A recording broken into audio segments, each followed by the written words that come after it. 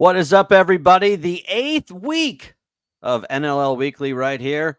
Thank you so much for spending part of your evening with us here. The NLL Weekly podcast can be heard on Apple, Spotify, iHeart, Pandora, Stitcher, Amazon Music, Spreaker, and Podcast Addict. Of course, you also can find archived video streams of the podcast as well on YouTube, our YouTube channel, NLL Weekly. Like and subscribe there. Please leave us a like. Subscribe to us on all of your podcast platforms as well so you get notified when new episodes of the show drop.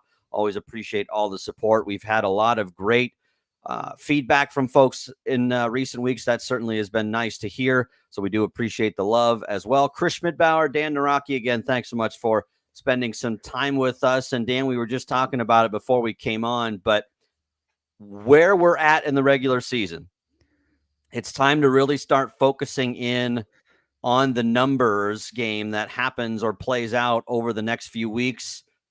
Week 7, you may not be able to clinch a spot in the playoffs, or week 8, you may not be able to clinch a spot in the playoffs, but you might find yourself being knocked out of the playoffs because you weren't able to get a win. We've been doing a lot of research and looking at different websites, trying to kind of figure out what exactly is going to transpire over the next 3 weeks. But man, it's going to be a really fun next 3 weeks. And really, these are some critical games coming up for some of our local teams.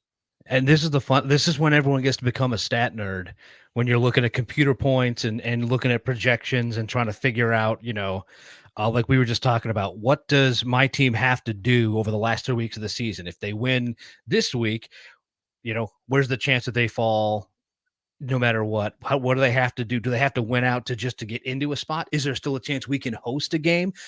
Do we look at hosting too? Like that is the one upside as things are right now with every division or every region taking 16 teams, that as opening that up really kind of plays. So there's a reason to play out these 3 weeks for everybody at the top and everybody at the bottom. Yeah, you don't have quite like we used to back when it was just 8 and obviously expanded. I think it was just 2 years ago that it expanded to 16. And when you went to that fully expanded playoff, there isn't that level of will they, won't they get in as much as we used to see. There's still some of it just because you have teams that are 3-7 and 2-8, and they need to be 3-7 to get in. But if they're 2-8, they're out. So there's definitely some of that goes on. But it's just as exciting to me to talk about the home game situation and also the 2 home game situation, because that's not something that we had to deal with before. And I know that some folks probably don't feel as though having 2 wins or 2 home games and getting those 2 home games is that big of a deal. But for me, I sure as heck would love to be able to play, especially if you're in a region like Whitmer's where you're kind of combined with Northeast Ohio. I'd love to be in the conversation where you could literally have a chance to stay home for 2 weeks and you don't have to travel east, and you can be at your home field and you can go through all those. Eventually it's going to change because you go to neutral site games, but man, I would love to just have the ability to play 2 games at home and not have to worry or fret about the situation of playing out where you don't have those 2 home games because you got to travel or you didn't win. You only got the 7 instead of 8 wins. And I think there's a point there that's kind of underrated when you think about it, because it's, you don't really put that much emphasis thinking about the travel aspect of going for high school sports, but it is a big thing, and there is definitely a thing as the home field advantage. I mean, we talked about it a couple weeks ago when Whitmer had to go to Anthony Wayne. It's the first time you're playing on actual grass, and how much that changes. Maybe not, obviously not everything, or of course the weather does have more of an effect that way, but the way you actually kind of train during the week does change a little bit when that, you're playing on a completely different surface than otherwise that you're used to. So, just it's that aspect. And again, like I said, the home field advantage, maybe you discount it, but I've seen way too much football to say, yeah, the home team doesn't get something by playing on their own field. Yeah, discount it at your own peril. If you're feeling lucky, go ahead and discount that, because again, it can mean the difference between playing into week 13 or not. So, but our first guest has arrived, so we'll go ahead and get to him in just a second. But I want to thank our friends at Car Stereo One. Car Stereo One specializes in providing high-quality audio system speakers and accessories for your vehicle. With a wide range of products and expert advice, they can help upgrade your car's sound system and enhance your driving experience. They also do remote starters, window tints, speakers and subwoofers, custom interiors, vehicle wraps. They also do custom wheel sets. And then if you have a bike or a boat, they will take care of that for you as well. Visit them in person, 3120 Central Avenue. Call them 419-474-5553 or look them up online at carstereo1.com. So thank you to Parker Lopez and his team over at Car Stereo One for their support. And let's get to our guest to start the night, and that is the third-year head football coach at Northview, and that is Greg Silm. Greg, thanks so much for spending some time with us tonight on the podcast. Yeah, thanks for having me, guys. Can you hear me okay? Yeah, we can hear you just fine. All right. I know that things have certainly not gone the way that you would have liked to so far. We'll talk about the team in a little bit, but the one thing that a lot of people probably don't recognize about you and where you started as a coach was under some guy by the name of Kurt Warner. And I know that you probably have been asked incessantly about Kurt Warner, and probably when people find that out, they want to know what it was like. But what was that experience like when you coached for Kurt Warner in your time as a coach? I think we're frozen here. So we'll go ahead and wait for a second, see if there we go. It caught back up. I got you now. Yep. Sorry about that. I'm not sure what happened. Did you hear my question? I'm part from one time. Say that again. You were breaking up again. I said I heard part of it, but if you want to repeat it, that'd be great. Yeah, sure. Sorry, I'm not sure. That's okay. Internet. I'm not sure why it's not working, but that's all right. No worries. So I know that your coaching career started not too long ago, and when people find out where you started and who you started under, some guy named Kurt Warner, I guess, was your one of the first coaches you worked with. I think it's a fun thing to talk to you about because a lot of people don't have the experience of coaching with a guy who's an NFL Hall of Famer, but it's a situation where you probably can't find a guy who knows more about offensive football, the position of quarterback, than Kurt Warner. What was that experience like coaching with him? yeah, I mean, he's obviously one of the best of all time. Great person too, and so just learning from him. He handled situations. I played quarterback most of my life, high school into college at Hillsdale, and then so just being around different quarterbacks, and then you're around somebody of his caliber and with his knowledge. I mean, obviously, you just listen to the guy talk on Thursday nights or whatever, Saturday night, whatever night he's calling a game. His travel schedule was wild when I was out there, but just listening to him talk and how he sees the game, and it's just so different. I was fortunate. I mean, I was the running backs coach when I was out there, so I was our guy in the booth, and on the offensive headsets, I was with him. When we were on defense or any other time, in between, and just listen to him kind of break down what that looks like. It was a great experience. It was nothing I would trade for the world, and he's a great mentor, great person. So it was a great experience. You mentioned about him seeing things differently or having a different kind of view. He's clearly been in a lot of pressure-packed moments, and I imagine that having that ability to be level-headed in those situations, to not necessarily be overwhelmed by the moment, that's a guy who's been there and done that on a much bigger stage. But what did he show in those moments and that you kind of took away of, I think, just how you carry yourself in some pressure situations? Not every coach does that the best. And Yeah. I'm sure he probably taught you some things there. Yeah. I mean, obviously, he's been in all kinds of different situations. Being able to, I mean, he's played in obviously the biggest game you could possibly play in and win the biggest game you could possibly play in. So being on that stage is you learn a lot from them, because we played in a lot of tag games. I mean, I don't know how familiar you are with football around the Phoenix area, but there's a lot. I mean, you got some of the best teams in the country: Chandler, Pinnacle. Then you got quarterbacks coming. I mean, we got Division I quarterbacks all over out there, Division I players all over. I mean, we were scheming against, Army All-American. I mean, we have all these players all over the field. Kyle Allen, who is a backup quarterback for the Steelers, I believe now. Mark Andrews was there the year before I got there. So we had guys all over the place. And just listening to how he coaches them as well was a big learning experience. I was a young guy at the time. Sure. So, I was learning a lot as I went. But just hearing him talk about those was big. I think more importantly, though, just listening to, I mean, hearing his resilient story, and I've shared that with our kids. And fingers crossed, he's gonna be able to talk to our team here in the next couple weeks as we end the season. I've reached out a few weeks ago. I'm hoping that that works out. But I mean, his story just, I mean, going from nobody giving him a shot bagging Yeah. groceries, and all of a sudden he's a Super Bowl champion. I mean, obviously we haven't had a great year, and our kids know that, and we hear everybody talk about it. And yeah, we're not playing well. We've unfortunately had some injury bugs where our numbers are lower a little bit this year with the size of our classes, and obviously it's not the year anybody wants to have. But I mean, we're trying to just teach that point of, life's not going to go your way all the time, and you're going to have to fight through some resiliency. And that's what we're trying to instill in these kids right now is just to fight and battle. And they've been doing that. I mean, they fought for 4 quarters against Perrysburg. Clearly, we were outmanned. I mean, there it didn't take a rocket scientist to look out there and see that. But our kids battled. They fought hard, and that's the things you got to do. I told our seniors, I was like, listen, guys, obviously you're not going to go win a league. You're not going to win a state championship. That's just not in the cards for us. But we need a group of seniors to step up and kind of be that group that changes the direction of things.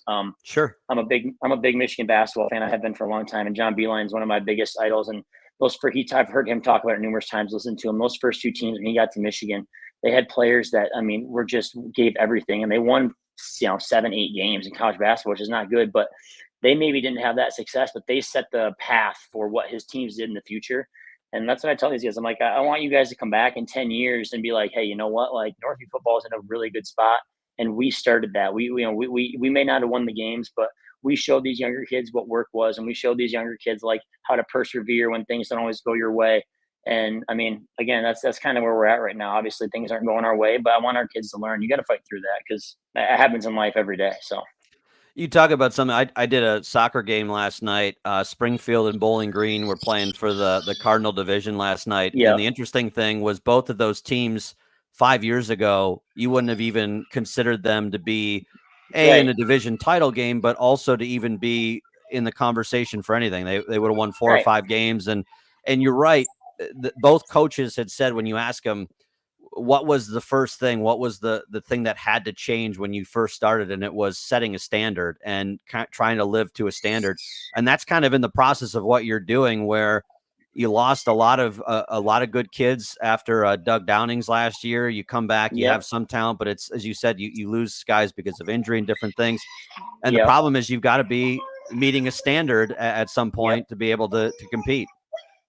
Yep. And that's sorry, my daughter's crying. No in the worries. background. No worries. But yeah, that's kind of where we're at. It's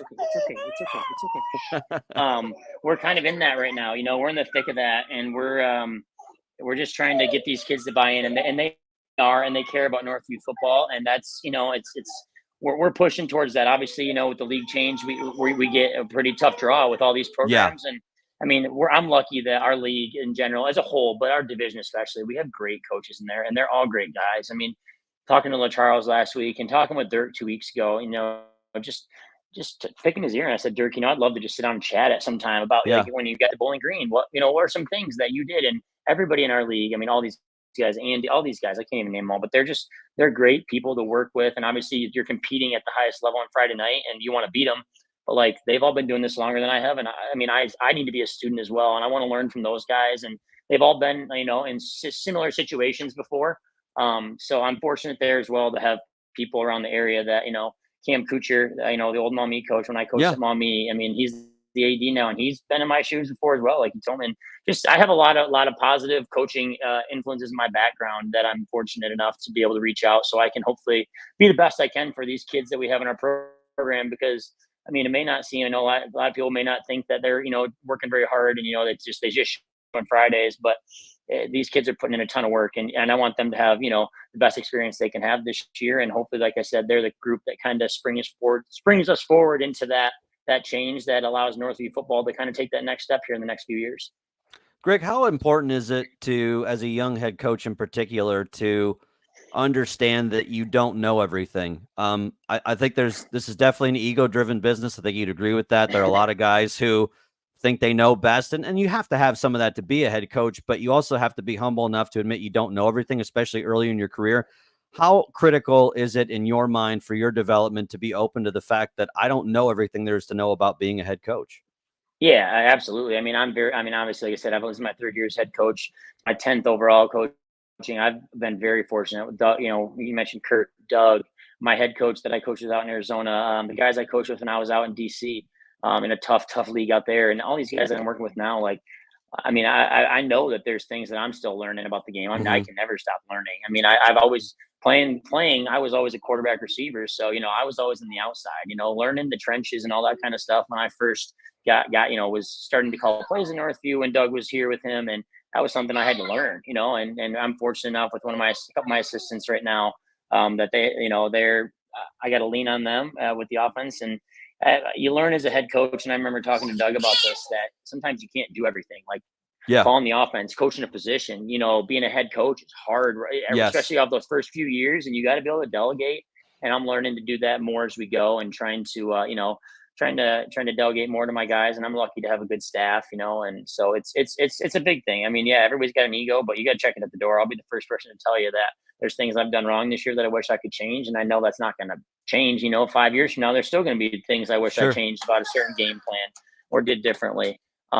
So yeah, I think everybody, you always got to, I mean, you look at the NFL coaches, they're the same way. They're learning from each other. They're Sure. stealing stuff every week. So, I Right. mean, that's just, everybody knows that it's a copycat league, and you're trying to find what suits your team best. And that's kind of where we're at right now. We tried a different offense to start the year based on what we thought was going to be our strength of our team, and it didn't work. And I wasn't going to sit there and just say, well, you know, we're just going to keep bashing our head against the wall trying to do it when it didn't suit us. We all kind of sat down and we said, you know, it probably was a mistake and it didn't suit us. So we're adjusting, and we're learning from it. And like I said, we're just trying to give our kids the best shot they can have to be successful. So, Well, and you talk about being young and inexperienced too. You've got smaller guys at certain positions. Looking at yeah, the offensive line, you're certainly undersized. But when you talk about the determination that this group has, and it's not easy when you're the size of the guys you got playing guard to go out there. I think they're like right, 5'7" right. and under 170, to ask them to Yeah, go do that, but right. they're doing it and they're putting themselves out there every Friday. Um, and that's all you can ask for them, is to do their best to try and do everything. And like you said, life's full of adversity. It's not always going to be Right. easy. It's not always going to be a fair fight, but sometimes just going out there and giving your best is all you can do, and see where the chips fall. Absolutely, and that's kind of. I mean, we are up front. I mean, you know, we're outside against a lot of these schools in our division, and that's just where we're at. And you know, I think that when I got to Hillsdale, that was a big point. Adversity was a big. I played under an awesome head coach, Keith Otterbein, who's one of my, I mean, mentors. He was fantastic, and that was one he preached about adversity all the time. And as a 17, 18-year-old kid, as a freshman, you know, you don't really hear like necessarily hear it all that much. Like, I had an amazing high school coach. He's in the Michigan Hall of Fame now, but like, I'm sure he talked about it, but at 17, 18, you don't necessarily hear everything your coach says. And so, you No, know, that's adversity is something that I mean, I literally probably say every day, like, handle adversity, handle adversity, handle adversity. Because, yeah, I mean, when you're winning, things are good and easy, but like, life's not always going to be that way. I mean, and so it's just a big message that we try to preach. And obviously, we wish we were still winning more, but sometimes, I mean, you know, you got to start to learn from those losses. And so, like I said, I'm hoping we're teaching our kids some of those lessons.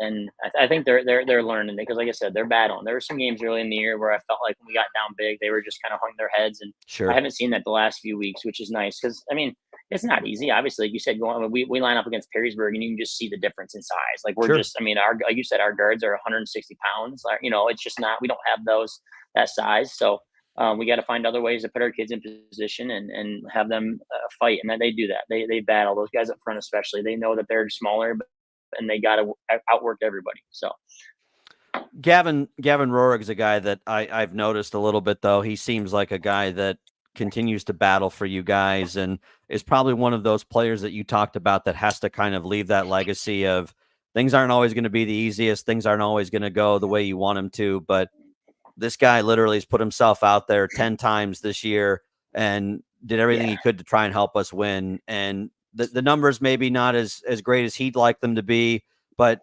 that's a guy that you can look to and point to everybody and say, here's a guy that gave you everything he had every Friday night. Yeah, I mean, I think it's kind of a running joke now, because I think our kids like rag on him a little bit, because I'm always talking about Gavin. Watch Gavin on this. Watch Gavin, and it's not just Gavin. We got a bunch of seniors. I mean, they're chasing plays down from opposite side of the field. I mean, Christian Roberts for us. He's one of our corners, and he kind of is unsung. I mean, he does everything for us. Braden Adamski is a sophomore. He's one of those guards, and he played literally. he's playing every snap, special team, offense, defense. I mean, 4 quarters. I mean, and he goes at guard and linebacker. So we got guys like, and there's just a few to example. But Gavin is, I mean, he's one of my favorite players I've ever coached. I mean, Gavin, he gives everything all the time. He knows he knows what his weaknesses are, and he has to do something, some things a little bit differently at times. But I mean, he does everything we ask of him. Sorry, one second. No, you're And good. he battles, and he's the type of kid that, like you said, you want to be that kid who leaves legacy. And I mean, he's the type of kid that I'll take every day. I mean, I'll coach a kid like that every day over a kid that maybe has a little more talent, but turns the gas on and off whenever he feels like there's one level for him, and he's going to have the gas all the way. I mean, he had, I think, against Perrysburg, we're going to beat however many, and he ended up with like 18 tackles. I mean, just getting in on Wow. everything, just like he's the kind of kid you want to have. I mean, Zach Fell, another one of our seniors, Yeah. moved from safety, and he was struggling a little bit at safety, but he moved to D line on a whim when we asked him to, and we had 4 broken hands and a broken Oh, collarbone, geez. and like it was just, he moved to D line. I mean, position he hasn't played, but you know what? He scoops and scores a touchdown his first game there. But bats a ball down, scoops and scores a touchdown his first game there. He's tracking plays down. I mean, we got a lot of guys like that, and yeah, maybe we're not as talented as certain teams, but I mean, they're working. I tip my hat to every day, because it's not easy to walk out to practice 0-6 and then 0-7 and try to continue to keep going, and they're doing it, and they're battling. So I'm proud of them. I mean, obviously, I wish we could get some wins, but like you said, sometimes it's about a little bit more than that at times. So I did want to ask you, just because the change is so dramatic. And one of the positive things I think this year is the new field and the new stadium there. And not that the previous look at Cats Field was a bad situation for you guys, but to have the new stands, the new press box, new turf on the field, at the very least, you've got a facility to show off to some of these kids and say, no one's gonna have a better facility than we have now here at Northview. yeah, it's great. I mean, it was well overdue, long overdue, but Yeah. it's fantastic. I mean, it's great. Kids love it. We love it. We take pride in it. I mean, and yeah, it's nice to show off to the community now. Now we just hopefully can start winning some games there on that new field eventually here, and I think we will. We got some good young talent. Our JV, our freshman group is playing well. We only have one team down there right now, just based on numbers in the upper class, but they've won some games down there. Our 8th grade teams had a great year. Our 7th grade teams had a great year, and they got a lot of talented kids. So it's just about buying in, and like I said, now hopefully going on to those new facilities and taking pride, and starting to win some football games out there, and putting on a show out there here soon. What are you looking to do the last 3 weeks? I know, as we said, things aren't great. Obviously, we don't need to keep hammering that home, but there's still 3 weeks left. There's still 3 games that you got a chance to go out there and prove something, or be in Yep. games. And what are you telling the guys in this situation with these last 3 weeks? What are you looking for them to do? Yeah, same thing that I've talked about every week now. Like, no matter what happens on the scoreboard, no matter what, whether we jump out to a lead, and whether we get down, whatever, I just want to see 4 quarters of battle, fighting for 4 quarters, handling adversity, getting up, right? Not just cashing the towel, no matter what's happening. I mean, and talk to them. I mean, you guys, you watch football. Look what I mean. How many people in the country thought Vanderbilt was going to go beat Alabama Yeah, last week? I mean, no, you know what I absolutely. mean? Good Like, point. That's why they play the games. I mean, Yeah, obviously we have a tough road ahead. I mean, Whitmer's a very, very, very fantastic football team.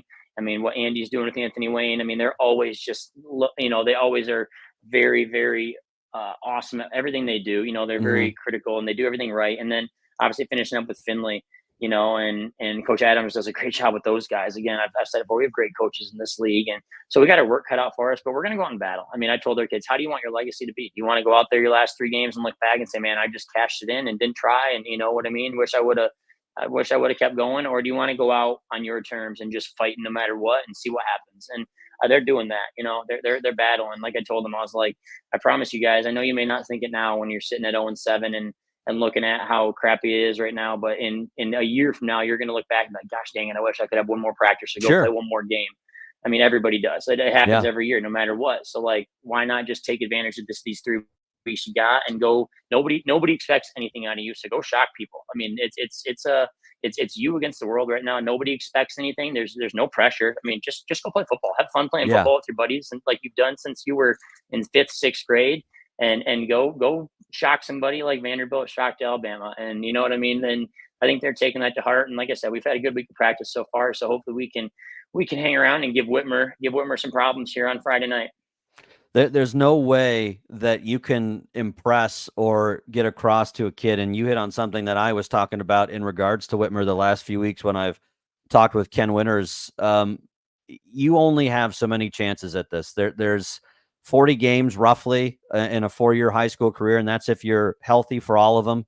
Mm-hmm. And that's all you're really guaranteed. Yeah, you might get some playoff games and all that stuff, but man, like you said, when it's gone, you don't get those Mm-hmm. days back. And that's so hard to impress, I think, on Yeah. 16, 17, 18-year-old kids. And you just hope that, as you said, that when they go out, that they put everything out there, they leave it all out there, and then they can look back in 10 years and say, man, I one thing you can say is I always gave everything I possibly could give to the game when I was out on the field and playing at the level I was. Yeah, absolutely. I mean, it's just, I tell our kids all the time, this sport is like nothing else in the world. I mean, you can go pick up basketball with your buddies anytime you want. You can go play softball, you know what I mean? Old man softball. You can go do all these other things. And like, you're not going to go play pickup football game when you're 35, 40 years old. Your body ain't going to want you to do it anyways. Yeah.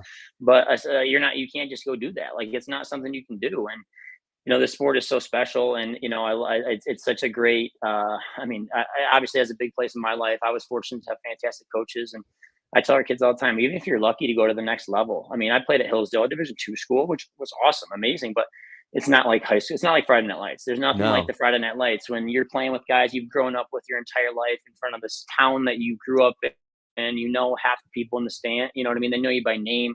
There's nothing like it. I mean, it's a special thing. And win or lose, like I've told our kids numerous times, like, yeah, guys, you're gonna look back and we didn't have a great senior year, but you're gonna remember the good memories of playing football, and that's important. This game teaches you more about life than I mean, outside of the military, anything. I think that it teaches you more about life than anything, and that's Sure. that's kind of what we're trying to get across to our kids, and to enjoy, obviously, going to battle with each other for these last 3 weeks. Last question before I let you go. You already kind of mentioned Whitmer, but what are some of the keys that you think going into Friday that you guys need to do in order to have a successful night on Friday? Yeah, I mean, Ken does a great job. I mean, and you had Gooch over there, and their offense is humming, and they're doing a great job. I mean, they're loaded at the skill positions. They got guys all over the floor, or all over the field. I mean, sorry, going back to basketball, all over the field. I mean, and obviously they are stout. I mean, they're stout up front, and I mean, they got some special talents. I mean, one of the best players in the country. Obviously, we don't have that, so we got to find ways to give them fits and try to cause problems for them. I mean, Perrysburg, we were fortunate. I mean, similar team. We forced a few early turnovers and hung around for a little bit in the first half. But Sure. really, what we got to do offensively is we got to sustain drives, and we haven't been able to do that well enough. We did last week against Springfield, which was nice. Obviously, we're going to see a little more size on defense this week, but we got to be able to sustain drives and give our defense a break and move the ball and score some points. That's our big thing, and finding ways to do that.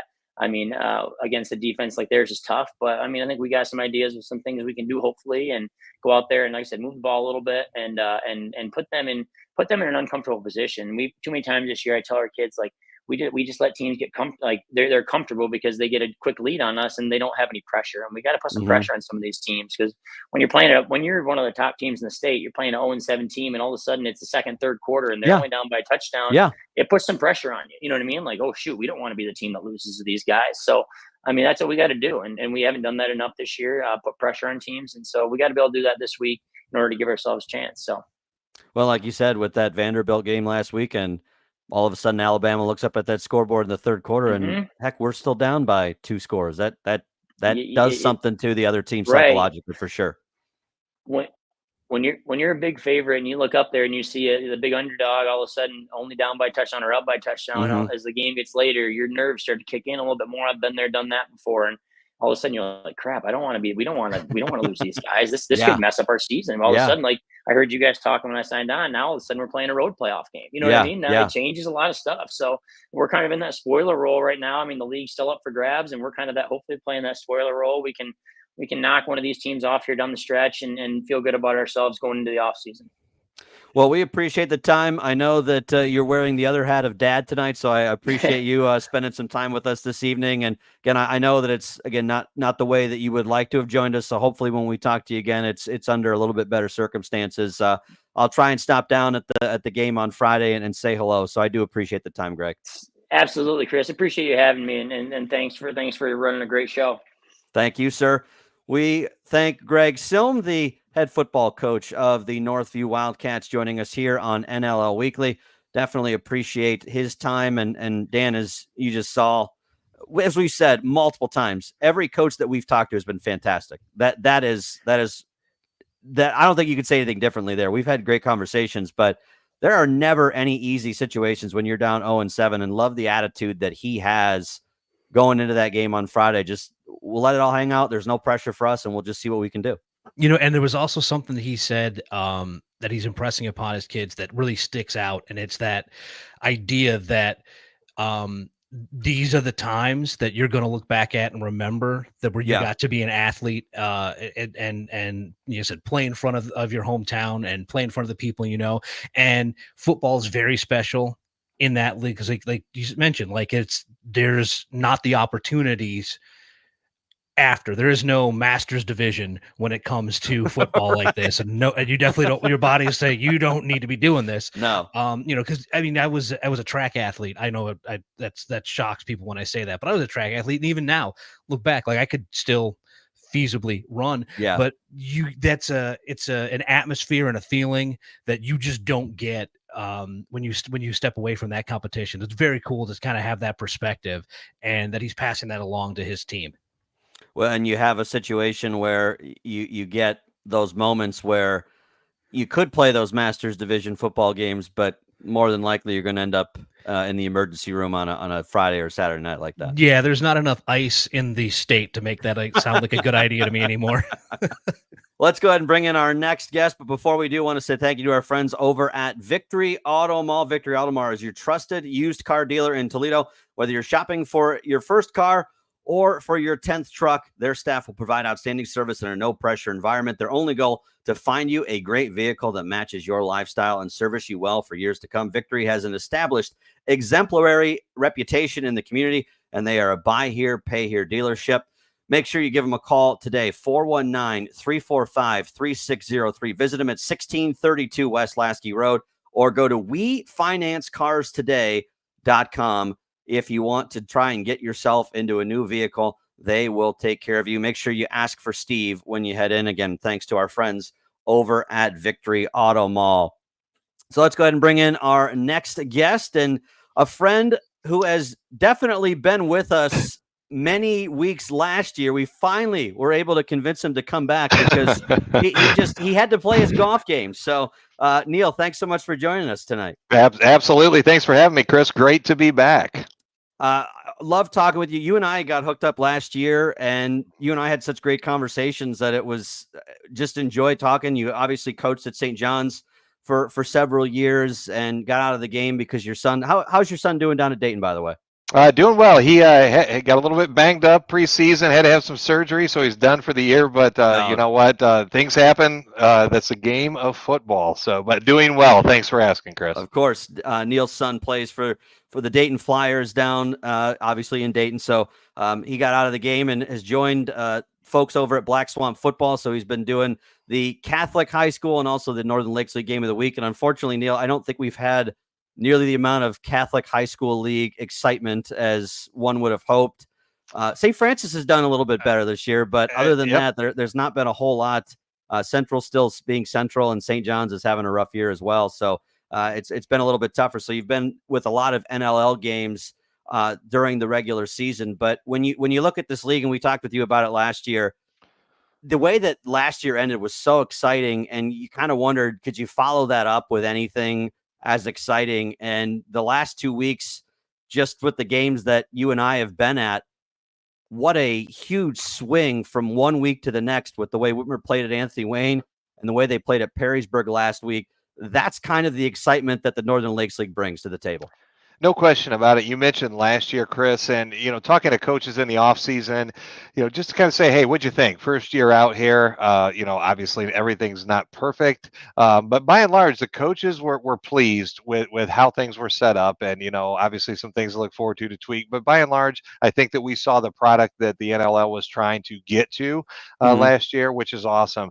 As you said, as you enter this year, my goodness, in the last 2 weeks, what a huge turn of events. We go to week 6 there, Whitmer and Anthony Wayne. Anthony Wayne runs the table, quite frankly, in a otherwise not that great of a weather evening for football. Football purists probably enjoyed it, but nonetheless, I think we kind of all walked out of that game already sort of looking forward to week 10, right? And saying, okay, we got Perrysburg and Anthony Wayne week 10. That's going to be it. Only, Whitmer had a little something to say about that last week. So, as we sit here today, Anthony Wayne in the driver's seat, obviously at 2-0 in the league, 7-0 on the season. Picked to finish 4th in the NLL preseason, by the way, only to tear off a perfect record. And then you got Perrysburg, Whitmer, Findlay, all setting at 1-1, right? So a lot to play out here in weeks 8, 9, and 10 relative to that Buckeye division for sure. Look at the Cardinals side of things, and same situation a little bit. Napoleon can say something about that this Friday, and we'll preview that game here in a little bit as they'll take on Clay. But the Eagles, you and I talked about this last year, and I talked with John Gallius about it last year and this year as well. His team is always thought to be in that discussion early in the year, and then just something happens down the stretch. They just can't string the wins together towards the end of the year to be in the conversation. That has not been the case this year. They get the big win over Findlay. They're undefeated so far in the Cardinal Division. They still have some tough matchups left, but if they're able to get through the next 2 weeks unscathed, pretty neat story that John Gallius and where that Clay program was when he took over and where he has it now. What an incredible story for folks out in Oregon. No question about it. And you want to talk about a community that rallies around their program. Few with the fervor of that Oregon community with Clay. I mean, you can almost feel the excitement building here as they're looking at, a win this week guarantees them at least a share of that Cardinal Division title. I think that senior group, which is a special group for Coach John Gallius, I think that they have their eyes set on the outright. Sure. But yeah, pretty big implications this week with Napoleon coming to town there at Clay Memorial Stadium. But Clay wins this week, at least a share of the title. Then from there, they have Southview and finish with, I believe, Rogers, if I'm not mistaken. Yep. So a pretty key couple weeks here for Clay, but so far a huge win, as you mentioned, with Findlay. I think that when this NLL got reorganized, everybody's looking and saying, okay, man, who's going to be the team the David that knocks off Goliath, so to speak. And we go back to that game, that Clay Findlay game, over 1,000 yards of total offense. A pretty big coming out party for freshman quarterback Landon Eckelberry, going toe to toe with a guy like Mason Heinschel. What a tremendous game, an instant classic, if you will. But for Clay to get over the hump and win that game, I think made a statement and is something that they're carrying the momentum in. What do we make of what happened this year with Southview? I know that injuries have certainly had an impact. You don't want to take anything away from the issues that Steve Hardy and his guys have dealt with there, but that was one coming in where I think people assumed that it was going to kind of be I guess a conveyor belt every year, kind of like where we see with Central on the old track and on the Catholic high school side, where just reload, they're going to be in that Cardinal conversation. And if anything, last week showed that some of those other teams, the Bowling Greens and Napoleons, they're just as good. And Southview, I think people thought, just like I said, assumed it was going to be almost their birthright to win that Cardinal Division. What do you make of what's happened to the Cougars this year? Yeah, it's a great question. And Chris, you hit on it early on. The injury bug definitely bit Southview. Let's not lose sight of the fact that they graduated a huge crop of seniors last year. So a lot of turnover, a lot of new faces in new places. You got the continuity of a guy like Will Mazy's back in the pocket, but you lose an Isaac Sexton. Now Mo MacArthur has done a nice job of stepping in there, running back. The loss of Drew Young, middle linebacker on defense, I think we cannot overshadow that. It brings a ton of experience, kind of the heartbeat of that defense. And when you talk about like linebackers and things like that, making a read and reacting to that, seconds really matter there. And I think that they're missing Drew Young, but they're got a lot of new guys and they're working on getting all the pieces together. I think the Southview, while not the season that either the Cougars or Coach Steve Hardy would hope for. The future is awfully bright for the Southview Cougars. I think that they've got a lot of young talent in the pipeline, and they're going to be contenders, or at least in this conversation with the Cardinal Division for some time to come, for without doubt. And it's funny, we talked about the Whitmer Anthony Wayne upset, and that kind of overshadowed Fremont Ross beating Napoleon that week too. And I said coming into last week's show, everybody was focused on Anthony Wade and Whitmer, and rightly so. It was definitely a shocking result, but just as shocking in a way was the fact that Fremont Ross is able to win kind of handily. I know it came down to like a late game play on defense, but they were up big in that game and did have to hold on, but that could have been even more lopsided than it ended up being. Chad Long's group, they've been bitten by the injury bug as well.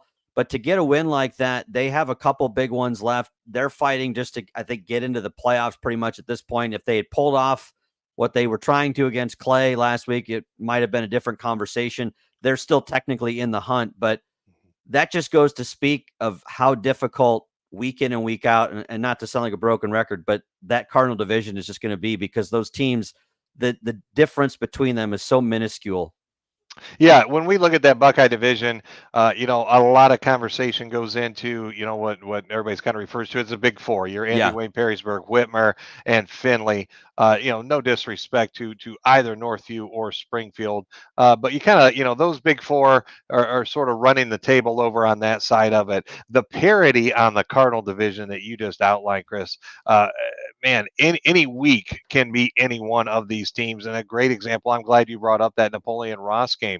I was at that game a year ago, and it felt like, pretty early on, Trey Rubenstein got a pick six, and you could feel the momentum really shift in that game. Napoleon obviously, gets that win, kind of propels them into that Cardinal Division title game against Southview there in week 10. On the road this year, and Fremont Ross gets the W, and it feels like, they've got some momentum behind them now. Played Clay tough last week, and have Southview on the road at Southview this week, and what could be a really interesting matchup. If you look at Clay Napoleon and Fremont Ross Southview, depending on how things go, if Ross can beat Southview and Napoleon find a way against Clay, now all of a sudden this Cardinal division is wide open again, and Ross is definitely back right squarely in the middle of the conversation. Don't want to overshadow Bowling Green either at 4-3, 1-1 in the conference. They play a unique style of football down there that's hard to prepare for if you're used to a spread week in and week out. Guys like Jackson Schaefer, J.C. Shannon, young Grant Gillespie stepping in for Jamison Horst. Coach Kiss in his first year has really put together a nice squad there, and they're going to come to compete every week. But the Cardinal division, the parity there makes it a lot of fun, and we have great football in both divisions, but especially the Cardinal over the next 3 weeks. You mentioned the Big Four and the Buckeye, and we've kind of gone through two of the biggest bouts that we'll see. Still some left.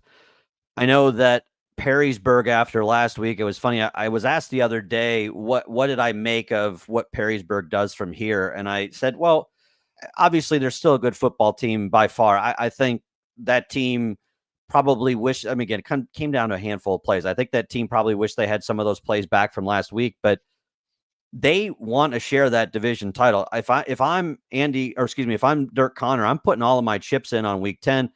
Findlay's not going to be a rollover. I don't want to make it sound like Perrysburg's just going to waltz through Findlay and be winning by 49-0 or anything like that.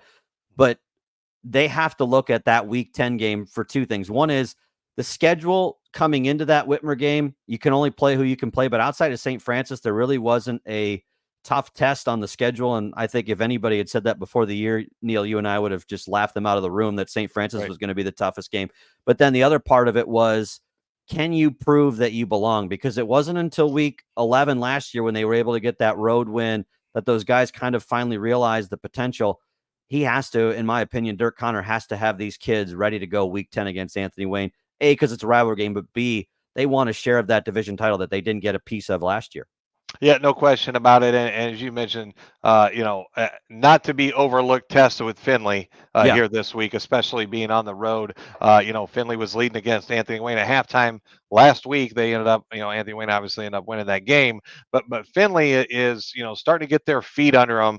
From the early season loss of Ryan Montgomery, they have moved on, and they've got a squad here that's ready to compete week in and week out. Perrysburg, no question about it. If you look at the first half stats from that Perrysburg Whitmer game, they led in rushing, they led in hmm passing, total yards. On paper, they should have been winning the game, only they weren't. Some stuffs and credit to Whitmer's defense. Some key fourth down stops, particularly at the goal line twice, that really were momentum backbreakers for Perrysburg. I know talking to Coach Dirk Connor, yes, there's some stuff there that he would do differently and sure. will. They'll make the adjustments. That staff is tremendous at Perrysburg. But yeah, you are exactly right. Week 10, if it wasn't already circled on the calendar, it definitely is now. And not only for Perrysburg, right? If you're in the Buckeye division, you're cheering on Perrysburg right Oh, alongside of everybody else, right? Because you're looking for somebody to knock off the Anthony Wayne Generals. It will yeah. be an absolute barn burner week 10, no matter what. But yeah, you want to make sure that you are as healthy as what you can possibly be for both Andy Brungard and Dirk Connor coming into that game, and having it, there won't be any issue getting the kids mentally ready for that one. Well, and I guarantee you that where Dan and I will be at that Friday, we're going to try and get done with that Springfield game, I think, as fast as possible because everybody's going to be tuned to that. I remember even coming Yep. back last year after the Springfield game when Whitmer knew that they had shared the division title and flipping that on just to see could Perrysburg knock off Anthony Wayne so that Whitmer could only have a co-champion situation. But man, it is so fun because we've got meaningful football late in the season. I want to talk about Whitmer Mhm. because when you see a rebound like that, and it's funny because I talked to Ken Winters about this in the pregame interview last week. They needed to take a page out of Anthony Wayne's book from a year ago. Anthony Wayne goes into Whitmer Memorial, basically has their rear ends handed to them. Whitmer dominates them all night. They're beat up. They go on the road to Findlay, and everybody's just assuming, well, Anthony Wayne's season's done. They're not going to do anything, and they knock off the Trojans Yep. down in Hancock County. The fact that happened springboarded them, I think, through the rest of their schedule. Same thing that I said to Ken Winters is you guys kind of have to pick yourselves up off the mat and make sure that what is not a great night becomes two great or two not so great nights. Have you seen a turnaround like that? And I don't want to disrespect what Anthony Wayne did last year, but what Whitmer did just for how physically dominated they were the previous Friday to totally flip that script. I personally think that Perrysburg's defense is better than Anthony Wayne's. That's not the slight Andy Brungard's group. I think offensively, Anthony Wayne's is slightly better than Perrysburg's, but for what Whitmer did, how physical they had to be, it was like a completely different team showed up on Friday. It really was, and I've been fortunate to see Whitmer play 3 times now. Week 2 against Central Catholic, which was an incredibly physical game on both sides. You kind of felt that it was going to be, and Mm-hmm. it lived up to its billing, no question about it.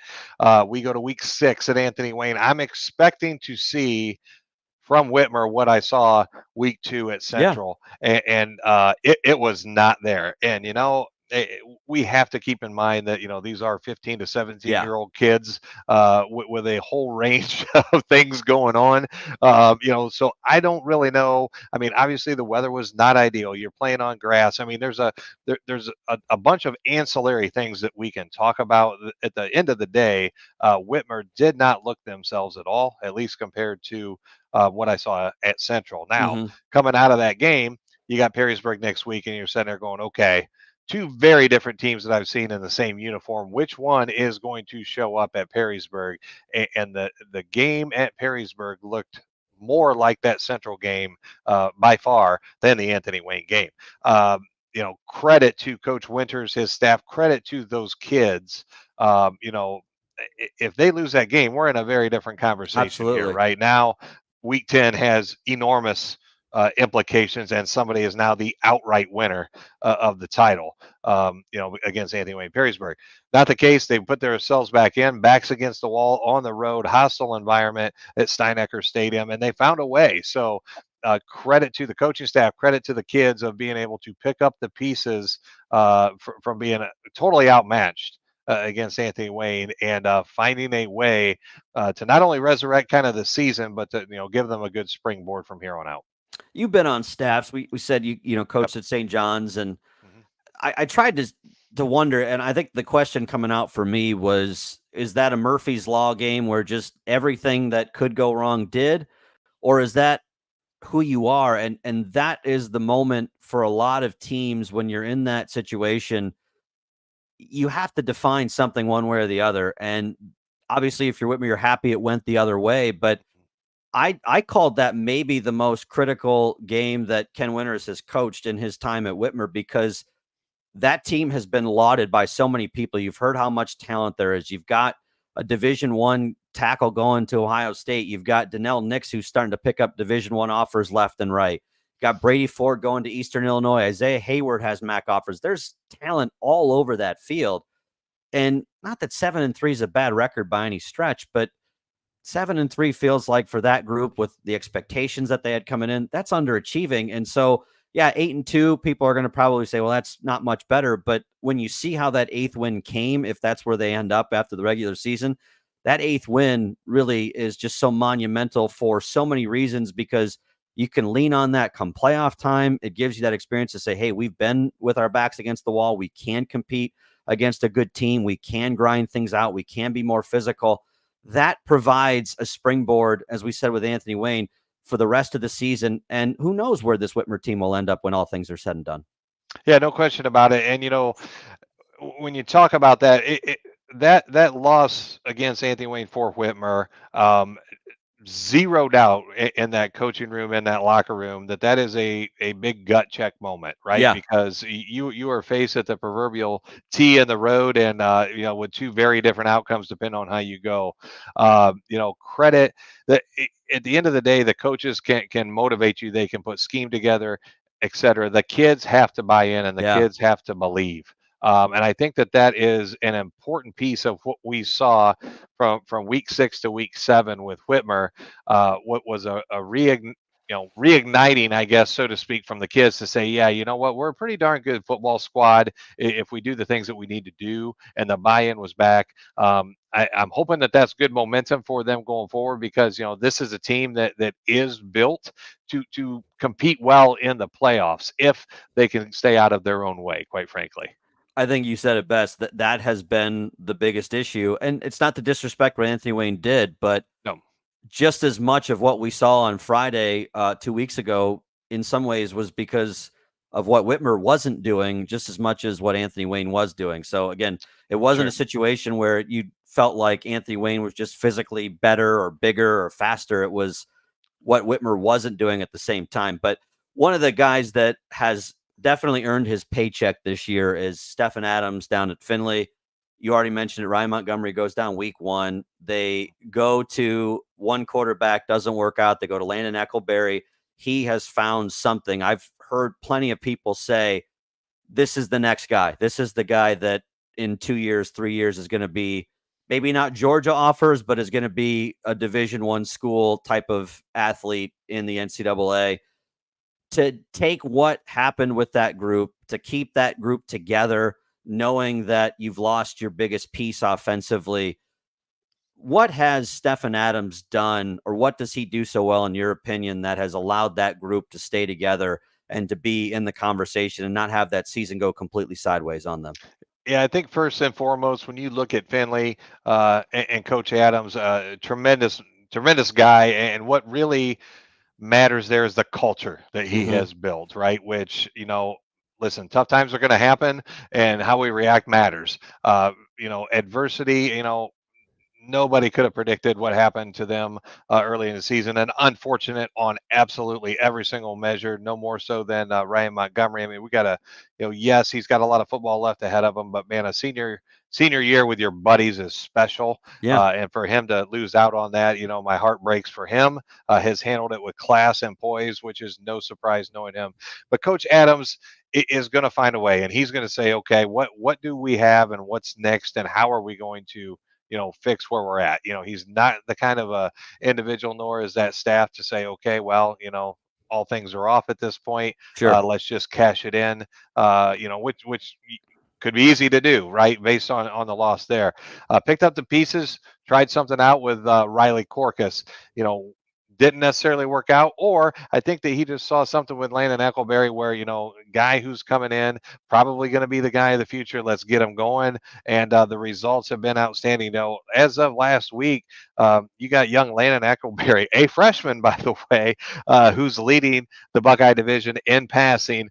94-131 for 1,342 yards and 11 touchdowns as a freshman who didn't come into the game until week 3. Right. So that's a short period of time. The second place, by the way, is Brady Ford with 13-16. If that gives you some kind of an indication of how special this Landon Eccleberry is going to be, a lot of upside. But yeah, credit to Steph Adams for moving pieces around, and credit to those kids for having the buy-in and the culture to be able to say, yep, whatever this team needs is what I want to do so that we get wins. We were talking with Greg Silm before you joined, and you mentioned the Big Four in that Buckeye division. And this is something I wonder what those two in Springfield and Northview do to be in the conversation. Now, I'm pretty sure, I think Springfield flips spots with Clay next year with the Buckeye and Cardinal Division. Yep, that's correct. The same thing can be said about Clay next year, because they clearly lose a lot of good talent off of their roster going into next year. What do we say to those smaller schools that are going to be, or the schools that are going to not be on the same level size-wise? And it's funny because I talked to Andy Brungard about this, because his school is not on that level size-wise, but they're able to compete. What can a Springfield, what can a Clay or a Northview do to be competitive in that Buckeye division? Because there are a lot of people who I just assume write off Northview and Springfield every year. Yeah, and it's, Chris, I think just to take a step back on that, I have a lot of conversations around this with friends, with general public, and et cetera, just about, geez, this just isn't going to work, this Buckeye division. I don't even know why, these other two schools are over there, right? Mm-hmm. And at the end of the day, I think folks got to at least take a step back and say, okay, if you drop two teams out of the Buckeye, now you're down to 4, you're going to have to add 2. Ideally, you'd want to probably add 3 or 4 teams to that. And then you look and you say, okay, with those big 4 schools, start to branch out from Toledo and say, where are we going to go to find, schools of that size, caliber, whatever, however we want to discuss that, right? And I think you basically get to Cleveland, Columbus, Dayton, perhaps, places like that. And then the next thing in the conversation is, well, that's way too far to travel. Yeah. And it's like, okay, well, we've got to make some kind of compromise. And, I know that Richard Brown, the, commissioner of the NLL, who, quite frankly, in my opinion, has done a tremendous job. Absolutely. And continues to look Absolutely. for ways to, refine what we're looking at. You look at things like a competitive balance, that there's some things of that in college athletics. Is there something like that plays in, right? Where maybe you look at a Clay this year and say, okay, hey, from a competitive balance standpoint, we're going to slide them up to the Buckeye. We're going to slide maybe Northview down, to the Cardinal. Mm-hmm. Is there some aspect of that? I don't know. And I don't, I don't know what the solution is. But, if you're a Springfield and Northview, a Clay next year, I think, a couple things. If you just say, hey, we're going to line up, in the spread against these guys, because that's what they do. It's kind of what the league does. It's, quote unquote, it's kind of the sexy way to play football in this day and age, so to speak. That gets really tricky, because at the end of the day, you have to have the personnel to make that work. A Whitmer and Anthony Wayne, who does not necessarily do the spread. Anthony Wayne's a running type team, but a Perrysburg, a Whitmer, a Finley, they have got the personnel to do that, the numbers to do that, the guys to do that. If that's not your thing, then I think that you need to start looking for perhaps another scheme, perhaps another brand of ball that gives you an edge. You look at a Bowling Green, definitely not not even the biggest school in the Cardinal division, but committed to kind of that run attack, gives them a little bit of an edge. Anthony Wayne, obviously a balanced team, but I know that Coach Andy Brungard would prefer by far to just run the ball all night long if possible. So I think that you need to start looking and saying, okay, is there a scheme here based on the personnel that we have and anticipate having that can allow us to compete maybe a little bit better than just lining up toe to toe in the same type of thing? And that's easy for a guy like me and you to talk about Right, exactly. and sit here and say, well, yeah, that's just the easy solution, right? Right. And for the communities out, that are listening, the Northview community, the Springfield community, Clay community, it takes buy-in from the community too, right? And guys say, well, you go to like a wing tee or something like that, where it's just, 4 yards in a cloud of dust. It's, not that exciting of a brand of football to watch per se, right? Well, I can tell you what is super exciting for the kids, for the community, for the Yeah. fans, everybody, and that's winning ball Yep. games. And you look at programs like Liberty Center, right? Not a very big community committed to what they do, and they do it pretty well, and they win a lot of football games and got a lot of community support, and the kids are having quite a bit of fun. So, you got to find what works for you. But you might have to find something that's going to give you an advantage that's not lining up against an offensive line that averages 6'3", 275. And I think you hit the school that, as we said, Anthony Wayne, who everybody just assumes is as big as Findlay, Perrysburg, and Whitmer, and they're not. And Right. their roster is not as big. Their numbers aren't the same. They have to start a lot of guys both ways, and yet somehow they're still competitive. And that comes from coaching. That comes from talent, clearly. But as you said, Andy Brungard knows what they do well. And the thing is, they run the football well. They're physical up front. They have a athlete at quarterback who can run like the wind, put the ball in his hands. Let's figure out ways to keep him engaged and keep him being the focal point of our offense and let it work from there. And it's worked very well since Andy's gotten there. People forget that when he took over, and not that Craig Smith did a bad job, but that wasn't the perennial success that they've experienced since Andy's gotten there. And whatever he's done, you almost, if I were at those schools, and I know Greg Silm was saying the same thing, he picks their brains like crazy because he's trying to figure it out just like they are. I'd be literally following Andy Brungard around like a puppy with a notebook, just trying to figure out and glean as much as I can to figure out how can I get my program to be where his is. Right. And I think, and I go back to the kids, and I know I do this quite frequently, but you have to have buy-in from the kids, Mm-hmm. to be able, if you're, and I'm not saying this is the case. I'm not intimately involved, obviously, in the scheme of Anthony Wayne. But if you're a tight end at Anthony Wayne and you're saying, okay, you know what, we may throw you the ball a couple times this season, Right. and the rest of the time, your job is to seal that edge and seal that end and or a Yeah. backer. And to have a kid go, yeah, you know what? Because I know if I can do that really well, we're going to win a bunch of football games, and it's going to be a ton of fun when they're watching the Travis Kelce's of the world and folks like that on TV that are making these big plays. The kids have to be able to buy in. Now, few better in Northwest Ohio, in my opinion, than Andy Brungard of taking the kids that he has every year and putting them in a position to succeed. But when you have success, and you can approach a kid and say, hey, this is what I want you to do, and here's why, the buy-in becomes definitely a lot easier. Let's bring Dan back in. We'll go ahead and preview our games coming up here in week 8. Dan will feed us the games. We'll kind of give our thoughts on each one of those. So, Dan, we'll go ahead and toss it to you. Well, let's start with the odd team out this week, and that's Bowling Green as they hit the road to take on Woodward. And it's one of those games where they should have a pretty easy go of it, and Woodward also having themselves a bit of a down year, but they're also trying to keep everybody healthy, and this is an opportunity to put another win on the board and keep their name in that conversation when it comes to the Cardinal Division. Well, this is like one of those oddities to me, Neil, because clearly you just have the 5 teams on the Cardinal side, so always there's going to be an odd man out each week, and unfortunately, because of the way the City League set up there, and have an odd man out as well. So Bowling Green and Woodward is what you get. But to me, this is one BG should win, should probably have a running clock, I would hope, for their sake in the second half. So much of this at this point, and I'm sure you'll agree, is being healthy going into those last 2 weeks. And BG's got an outside shot at that Cardinal Division. If Clay slips up, they've got to look at it, take care of business, and start focusing for week 9 and 10 in my book.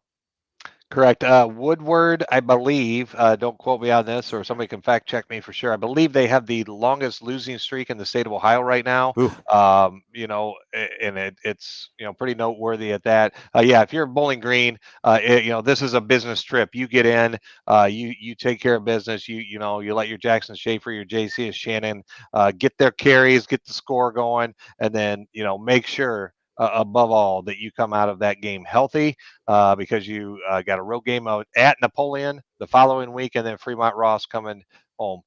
And with where things are at in this Cardinal division, you want to be hitting on all cylinders week 9 and 10, and potentially into the Yeah. first week of the playoffs as well. But yeah, this is all Bowling Green, by the way. Speaking of two teams that are trying to keep the momentum going to keep themselves in that playoff conversation, Fremont Ross coming up to Sylvania to take on Southview. And we made the note that Southview doesn't have a whole lot of room for error to make sure they get in. Fremont Ross also needs to pick up a win or two in the next couple of weeks to ensure themselves a place there, at least so they're on the road. And it's like a Ross team with momentum. They played well against Clay. Is this the possibility they pick that name up and really throw the Cardinal division into some chaos? To me, Neil, I look at Fremont Ross, and coming out of last week, they have to feel really good putting 35 points up against Clay. I know Clay's defense isn't the best, but they've been on a little bit of a roll offensively as of late. I love the things that Chad Long has found in the run game after watching them. Elijah Yazagari and some of the different kids that they've run through, Zaylen Harris at running back. They're really good running the football. I don't know that the passing game's ever going to get to that point. But for me, this feels so much about what Southview can and can't do in this game. And it's not to say that Fremont Ross can't win the game and they can't physically beat Southview, but it just feels like right now with where the Cougars are at, being injured, can they muster up enough? Can you get Mo MacArthur going? Can you have a good night from Will Mazies? Because in a lot of ways, I feel like if Southview is at their best or playing at a high level, they're going to be slightly better than Fremont Ross on Friday, but that's not the Southview we've seen consistently this year. And as you mentioned, big senior class leaves and all that, but this to me feels a lot more about what Southview does on Friday and what Southview team shows up. Yeah, I don't disagree with you on that, Chris. As you look at where the divisional rankings are right now, you have Fremont Ross sitting at the 15 spot, Southview at 18. So, playoff implications abound for both of these teams in this game. Game is at Southview, Nussbaum Stadium. I guarantee it'll be rocking. Fremont Ross is a school that travels well, so that's going to be an electric environment for sure. If you're Southview and Steve Hardy, looking at some of that tape, talking to Coach Hardy here this week, I think there's a few things in that Bowling Green game that were very close to that being maybe a much different story. You got what you got, and you got Fremont Ross coming to town with a little bit of momentum. But you are at home this week. You know where what's ahead of you as well. You got Clay the week after at home, and then end with Napoleon. So we got 3 games here that are going to be a tough 3 weeks for the Southview Cougars. But it has to start this week. Now, if you're Fremont Ross and Chad Long's team, you got to love the momentum. You speak to your kids about that. You put the opportunity in front of them. You show them where they're at in the playoffs. And you understand what this road win can do for you with Waite in town at Fremont Ross, followed by Bowling Green to end it. So if you're Fremont Ross, I think the road ahead looks much different than Southview. Sure. It's a must-win game for each of them, and you're going to get the very best out of each squad. It's going to be this is going to be maybe the second best Cardinal Division game of the week. Well, let's move to that best Cardinal Division game of the week. We look at the Clay Eagles, who probably have the most on the line in the league this week. As you mentioned earlier, they can wrap up a share of the Cardinal Division with a win when they welcome in Napoleon. However, this is still going to be a tough matchup for the Eagles.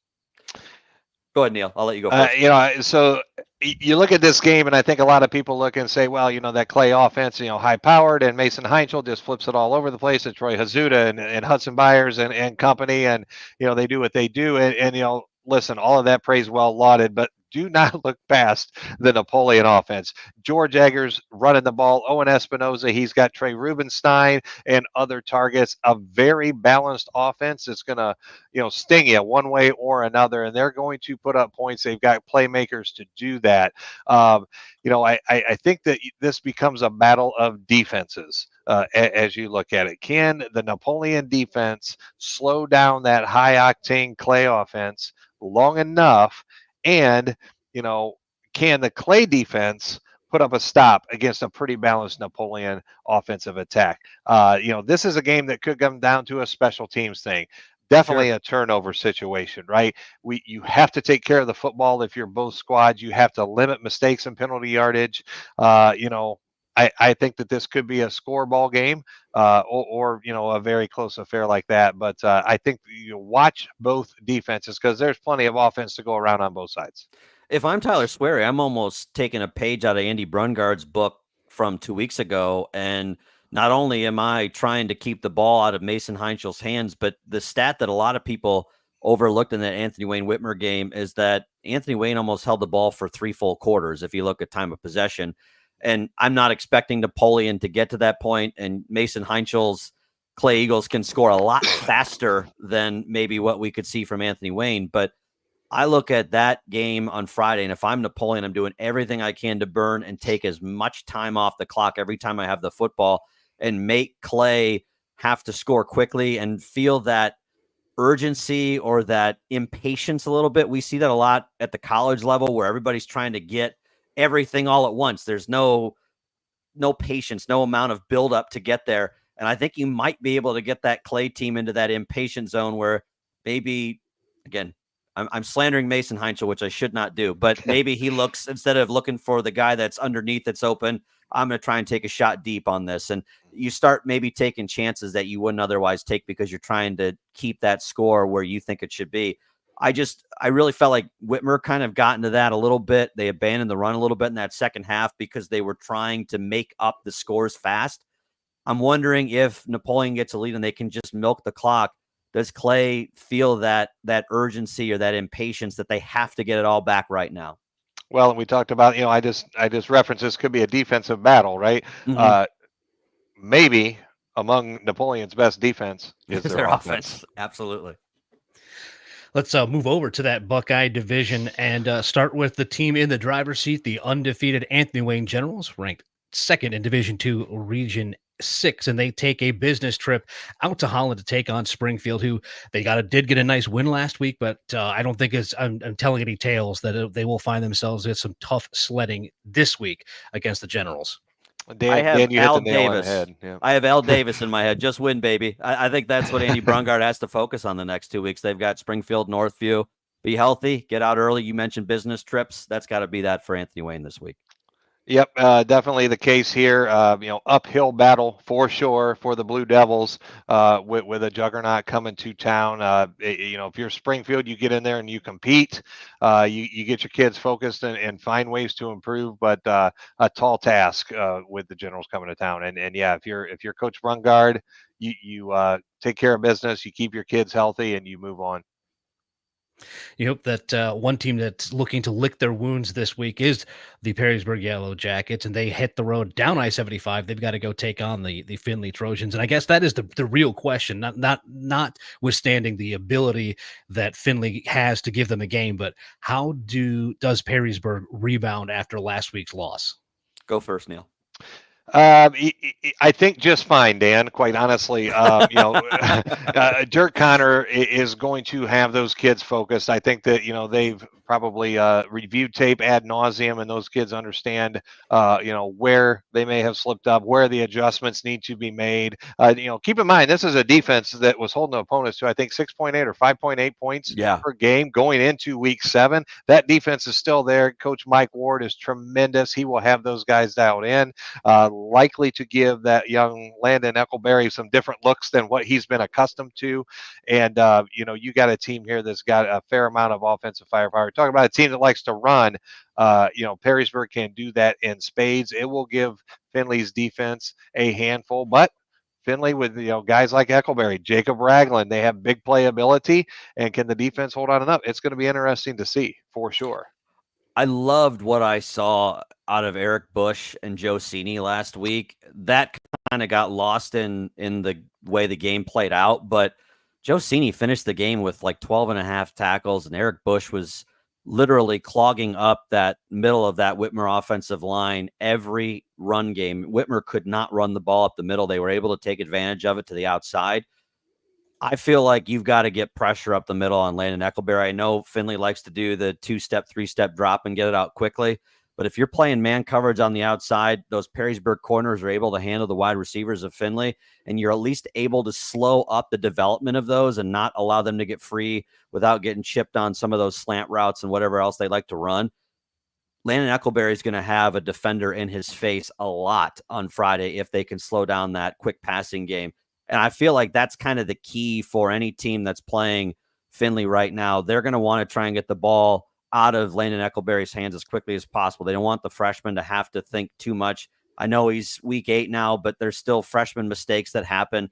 I really believe that Perrysburg defense is going to be the reason that the Jackets win or lose that game. And I just loved what I saw last week. I know that when we look at that game overall, it was one of those where you just felt like Perrysburg's defense just was a step slow or couldn't quite get there. They were so good in the middle, and I just can't see Finley having a lot of success there. Yeah, a guy like Joe Cini is a special talent, and there's no quit in that kid. He's going to play. You're going to get his best for 4 quarters, and you need to be ready for it. On the other side, you got Austin Yeager up front there for the Finley Trojans, a seasoned defensive lineman. He's all too familiar with how to stop the run, and and Campbell Lane behind him at linebacker. They got guys that can fly to the ball. I mean, I think that this is a pretty intriguing matchup. I would not be surprised to see this be tied, maybe a score game at halftime. And then, see who makes the better adjustments on the back half of this thing. That said, Perrysburg probably a little bit stung, a little bit, maybe angry. And that drive down I-75 is not going to improve their mood. Especially once you get caught in that traffic. Oh, boy, no doubt. At least they're starting on the south side of town. That's true. That's true. Yeah. All right, and lastly, because I always have to make the cheap plug of it, in a game you will hear this Friday night live on Q105.5, 6:30 pregame, and a 7 o'clock kickoff for Northview visiting Whitmer Memorial Stadium in a game that I'm sure the Panthers look at, again, as a business trip, but also a mental test that they have to avoid that hangover coming off the Perrysburg win. And as we heard Coach Silm say, they're going to try to stay in this game, and they're going to try to make Whitmer think about what they have to do. It gives Whitmer a chance to not get too cocky this Friday night. Business trip is the easiest way to put it. I've talked with Ken Winters so much about, and I felt this way when they were playing some of the different teams, when they played Southview or when they played Fremont Ross. Those are games where if you come out locked in, and this is what good teams do. And Neil, I think you agree with this. It's not how you play against the good teams. It's easy to get up for the big games for the most part. It's harder to be locked in when you go up against the games that you're supposed to win. And Northview's going to have a tough time just size-wise. I was talking with Greg Silm about, he's got 2 guards at right and left guard that are 160 and are under 5'7". They're going to have a hard time against Whitmer no matter what. But is it going to look sloppy? Is Whitmer going to look sharp? Are they going to look crisp? How do they approach going in? Because Finley, as we said, they're not going to be a walkover. It's not going to be one that you can just assume is going to be a cakewalk the last 3 weeks of the season. So it's important to me for this group to stay locked in from last week. That's easier said than done. As you said, 15 to 17-year-old kids, they're not always the most engaged when they need to be. So this is just as much, if not more, about how Whitmer plays this football game versus what Northview does. Greg Silm's kids, there's no pressure. Let it all hang out. Do what you got to do. Throw every trick play you can throw out there. Do what you can to make it a game. But they just won't match up size and speed wise. But if Whitmer looks sloppy, if they have 10 penalties, if they, have turnovers that they shouldn't have, whatever the case is, and we've certainly seen teams do that, that's not going to be a good feeling coming out of that game, even if they win. Yeah, I totally agree with you on that, Chris. And I think that really you hit on this, and it's so important. It's real easy for kids to look at this and say, it's Northview. They haven't won a game yet. at our place, this is going to be a cakewalk, etc. And that complacency has a way of affecting this week's practice. It can have a way of affecting the practice the following week if you're not careful about, okay, now we got our momentum back. Yes, that Anthony Wayne loss was a fluke. And then, you've got to go on the road to Findlay that following week. And Findlay is one of those teams that if you're not careful, will sting you.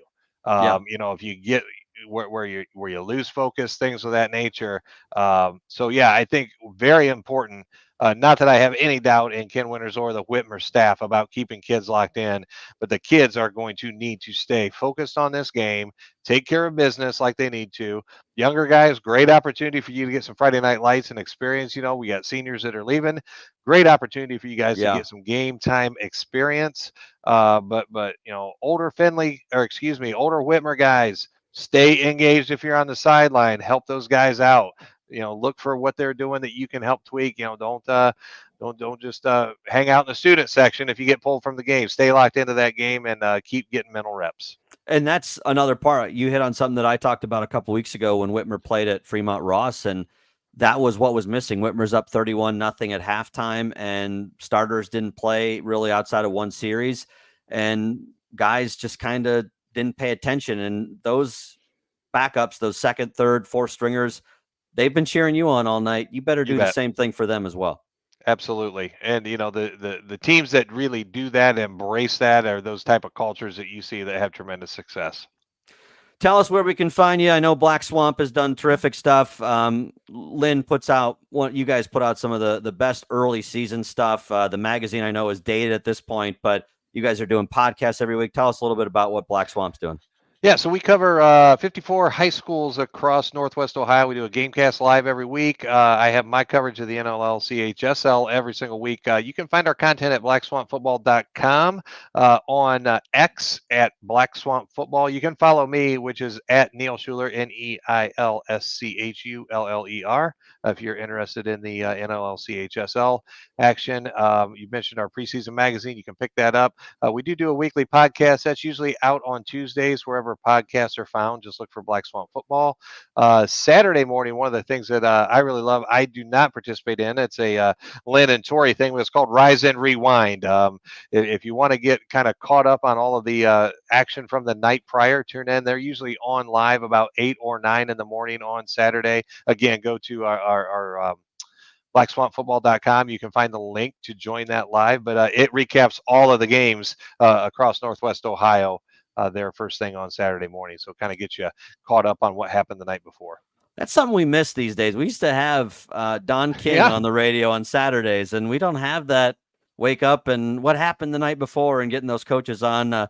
Not every coach was always the most put together on Saturday mornings when they answered the phone, but it was always fun to hear what happened the night before. So glad that Lynn and Tori are doing that. So yeah, Lynn and Tori do a nice job of that. And don't get me wrong, there's going to be a few moments where they kind of maybe go off on a tangent on something, but that's okay. It's usually football related, and if not, it's always funny. So tune in and check those guys out. It's always good if you're heading to a tailgate or something on Saturday morning, or just having your cup of coffee. Turn those jokers on for a while. You'll get updated on what happened the night before. Well, we appreciate you, Neil. Thanks so much for doing this. Probably try and have you on in a few weeks again if you're up for it. So thanks, man. Yeah. I really do appreciate it. Yeah, absolutely. Thanks for having me. Always a pleasure to join you guys and talk football. All right. Thanks, Neil. Have a good one on Friday. Thanks. That was Neil Schuler from Black Swamp Football. Again, check all of their stuff out, blackswampfootball.com.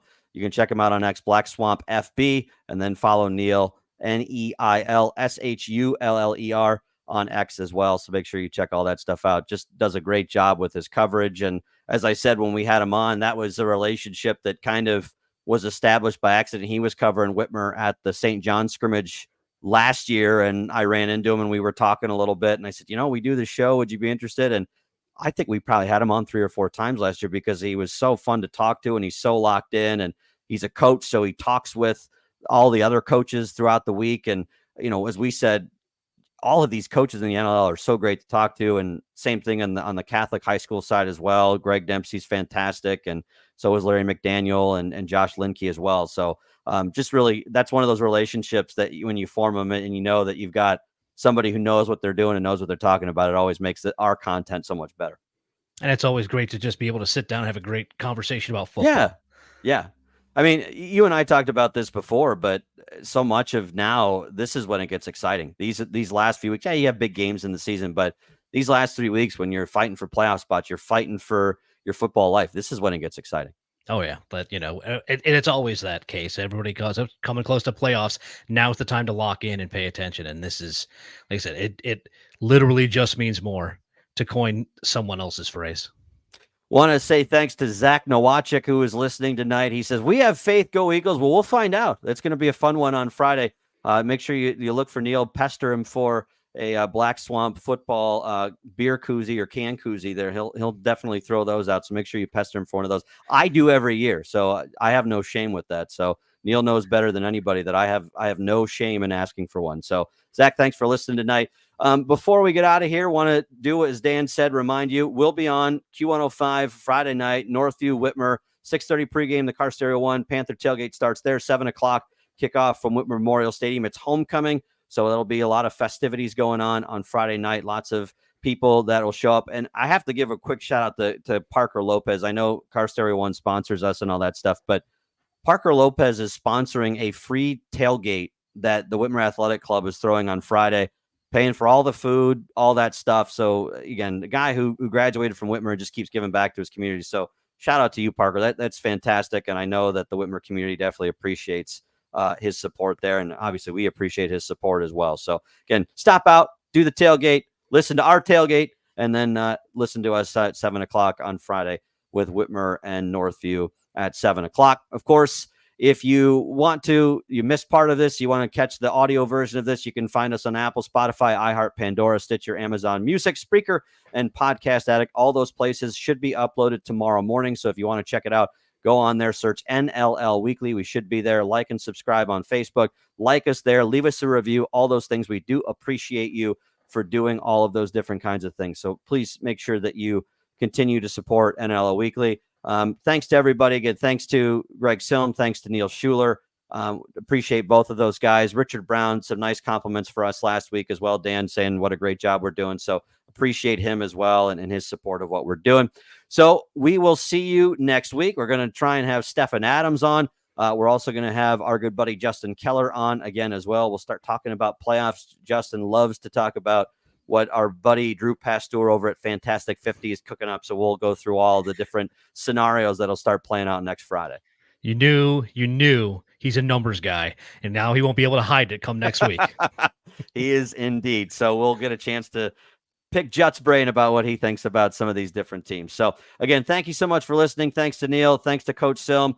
Thanks to Dan, as always, for helping us out and keeping us on time and making us look good on the show. And again, thanks to you for listening. We'll see you in week number 9, everybody. Have a great week. Bye-bye.